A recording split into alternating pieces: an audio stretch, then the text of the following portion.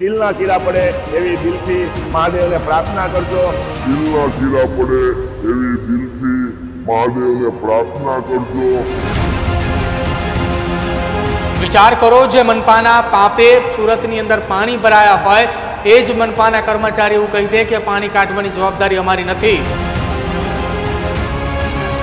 આ બ્રિજના નિર્માણના હિસાબે એ ગટરો આજે પણ તમે અહીંયા જોઈ શકો છો, સીલ કરેલી છે. વર્ષ 2006 ની અંદર એ પૂર આવ્યું, 135 લોકોએ પોતાના જીવ ગુમાવ્યા. વર્ષ 2026 20 વર્ષ બાદ સુરતની હજુ પણ એની એ જ પરિસ્થિતિ, અને પરિસ્થિતિ પાછળ જવાબદાર કોણ? તો સુરતની જનતા. સુરતના મેયર અને સુરતના એ અધિકારીઓને સુરતની જનતાએ એક શ્રાપ આપ્યો છે. પરંતુ આ શ્રાપ આપવો અથવા તો એમના શરીરની અંદર સ્ટીલના કીડા પડે કે ના પડે, સુરતની આ પરિસ્થિતિ પાછળ એક વાત ચોક્કસ છે કે પૂરની આ પરિસ્થિતિનું નિર્માણ થવા પાછળ જવાબદાર એ સુરતના ચૂંટાયેલા પ્રતિનિધિઓ કે સુરતના અધિકારીઓ નથી. જે ઘટના બની છે એની પાછળ જવાબદાર માત્ર ને માત્ર સુરતની જનતા છે. કદાચ તમને આ શબ્દ સાંભળીને મારી વાતનું તમને ખોટું લાગશે, અથવા તો તમે મને ગાળો દેતા હશો કે આ ભાઈ શું બોલી રહ્યા છે, પણ વાસ્તવિકતા એ સુરતની જનતાએ સ્વીકારવી પડશે. જે ઘટના બની એની પાછળ જવાબદાર માત્ર ને માત્ર સુરતની જનતા છે અને છે. શું છે આખી ઘટના અને કેમ સુરતની જનતા જ એ સુરતના ખાડીપુર અને સુરતની પ્રલય જેવી પરિસ્થિતિમાં જવાબદાર છે, તેની વિગતે ચર્ચા કરીએ. 135 લોકોના મોત થયા. મહિનાઓ સુધી સુરત એ કાદવ અને કીચડથી ખદબદતું રહ્યું. લોકોએ પોતાના ઘર ગુમાવ્યા. કેટલાક લોકોએ પોતાના આખી જિંદગીભરની કમાણી જે ઘરની અંદર ભેગી કરીને રાખી હતી, ક્યાંક એ ઘરની અંદર રહેલી તમામ વસ્તુઓ પણ તણાઈ ગઈ. હું જે સ્થિતિની વાત કરી રહ્યો છું એ વર્ષ 2006 ની અંદર બનેલી સુરતમાં આવેલા એ પૂરની સ્થિતિ. સુરતના પૂરની સ્થિતિએ આખા રાજ્યના દરેક જિલ્લામાંથી સુરતના લોકો માટે રાહત અને બચાવની કામગીરીની સાથે સાથે ફૂડ પેકેટ માટેની પણ તૈયારીઓ શરૂ કરી હતી. ગુજરાતભરના અનેક સંસ્થાઓએ સુરતના લોકોની મદદે આવી, પણ સુરતના લોકોએ ક્યારેય સુધર્યા નહીં.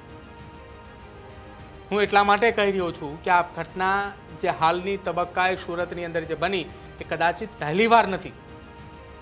આના કરતાં પણ ભયંકર પરિસ્થિતિ આખા સુરતના લોકોએ વેઠી છે, પરંતુ તેમ છતાંય જવાબદાર સુરતના લોકો છે. અને લોકો એટલા માટે કેમ કે સુરતના લોકો જો ધારે તો વર્ષ 2006 બાદ આ પ્રકારની પરિસ્થિતિ બીજી વખત ના બને. વર્ષ 2006 ની અંદર એ પૂર આવ્યું, 135 લોકોએ પોતાના જીવ ગુમાવ્યા. વર્ષ 2026 20 વર્ષ બાદ સુરતની હજુ પણ એની એ જ પરિસ્થિતિ, અને પરિસ્થિતિ પાછળ જવાબદાર કોણ? તો સુરતની જનતા. 2006 માં 135 લોકોના મોત થયા, 2026 માં 11 લોકોના મોત થયા, પરંતુ એની પાછળ જવાબદાર કોણ? તો સુરતની જનતા. સુરતની મેયર એમ કહે છે કે સુરત એ મારી માં છે, હું સુરતની માં છું. સુરત શહેરના નવનિયુક્ત મેયર છે માયાબેન માવાણી, જેમની સાથે વાતચીત કરતા કહ્યું કે હું સુરતની માં છું, હું સુરતની પ્રથમ મેયર છું. સુરતના તમામ લોકોની જવાબદારી એ મારા ખભા ઉપર છે, પણ તમને તો શ્રાપ મળે છે, તમે તો કોની જવાબદારી નિભાવશો? સુરતની જનતાએ તમને શ્રાપ આપી રહી છે કે તમારા શરીરની અંદર સ્ટીલના કીડા પડશે, અને તમે એમ કહો છો કે હું સુરતની માં છું, સુરતની જવાબદારી મારી. સુરતની જવાબદારી એ કોઈની નથી.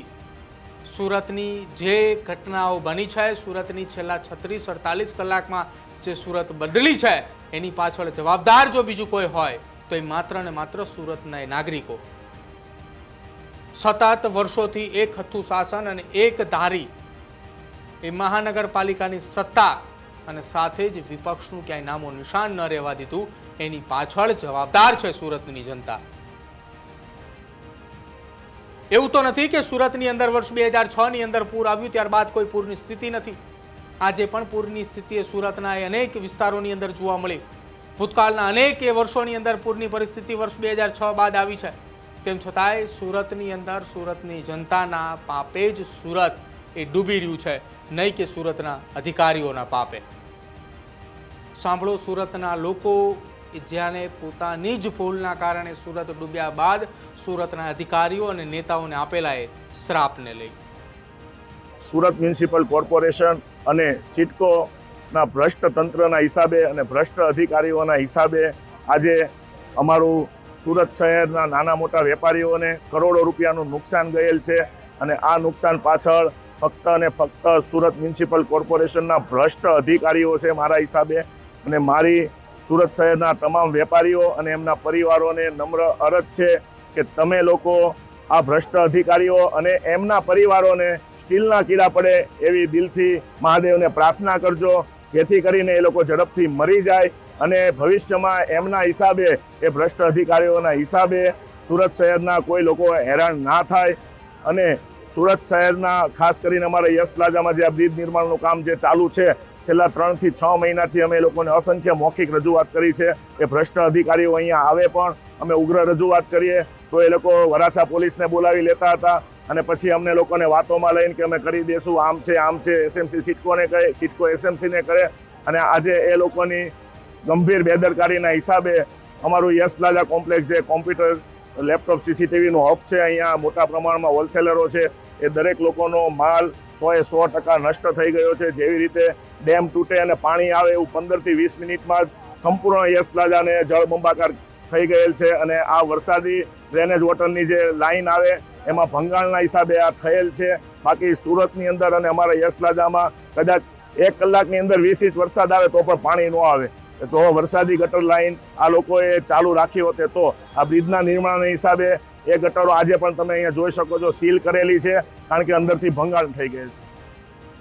તો આ શ્રાપ આપનાર બીજું કોઈ નહીં, પરંતુ આ પોદાર કોમ્પ્લેક્સની અંદર જેમની દુકાનો આવેલી છે ને, સુરતના નાગરિકો છે. સુરતના વરાછા સ્થિત વિસ્તારની અંદર આવેલું છે આ પોદાર કોમ્પ્લેક્સ, જેની અંદર સુરત મનપાના પાપે પાણી ભરાયું અને તેમ છતાંય મનપાના કર્મચારી એવું કહી રહ્યા છે કે પાણી કાઢવાની જવાબદારી એ કોમ્પ્લેક્સની અંદર અમારી નથી. એ પાણી કાઢવાની જવાબદારી તમારી પોતાની છે ને તમારે પોતે સ્વખર્ચે એ પાણી કાઢવું જોઈએ. વિચાર કરો, જે મનપાના પાપે સુરતની અંદર પાણી ભરાયા હોય એ જ મનપાના કર્મચારી એવું કહી દે કે પાણી કાઢવાની જવાબદારી અમારી નથી, તો તમે કોની પાસે જશો? મેં એટલા માટે શરૂઆતની અંદર કહ્યું હતું કે સુરત ડૂબવા પાછળ સુરતના કોઈ નેતા અથવા તો કોઈ અધિકારી જવાબદાર નથી. સુરત ડૂબવા પાછળ જો કોઈ જવાબદાર છે તો એ સુરતના નાગરિકો છે ને. સુરતના નાગરિકોએ સ્વીકારવું પડશે. જો સુરતના નાગરિકો એકવાર મન બનાવીને નક્કી કરી લે કે સુરતની બદલાતી સુરત અમારે આવી નથી જોઈતી, તો ભવિષ્યમાં ક્યારેય પણ સુરત નહીં ડૂબે. પરંતુ એના માટે સુરતના લોકો એ જાગૃત હોવા જોઈએ. સુરતના લોકોએ મક્કમ હોવા જોઈએ કે સુરત જે ગુજરાતની આર્થિક પાટનગર તરીકે જે ઓળખાઈ રહ્યું છે, એ સુરત એ હંમેશા ડાયમંડ સિટી તરીકે જ ઓળખાય, નહીં કે પૂરની પરિસ્થિતિની વચ્ચે રોળાઈ રહેલું એ સુરત તરીકે.